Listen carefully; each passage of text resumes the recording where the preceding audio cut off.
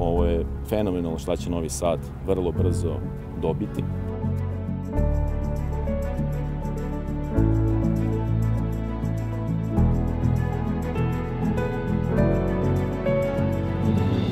Radovi su počeli prošle godine i očekujem da ovaj deo, nekih 30-35 hektara, da će biti gotovi do kraja ove godine. Grad je ovde opredelio 972 miliona dinara za uređenje saobraćajnih površina, za uređenje kanalizacione mreže, vodovodne mreže, takođe i stubovi javne rasvete su već stavljeni, ciklističke staze, postavljeni pešačke staze takođe.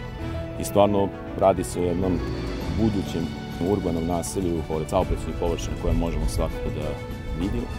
Biće i zabavište, biće osnovna škola, srednja škola, crkva, takođe i dom zdravlja, biće zelene isto površine, parkovske površine. Prelazimo na sremsku stranu sa urbanim naseljem, tako da ovde je stvarno velika budućnost grada Novog Sada.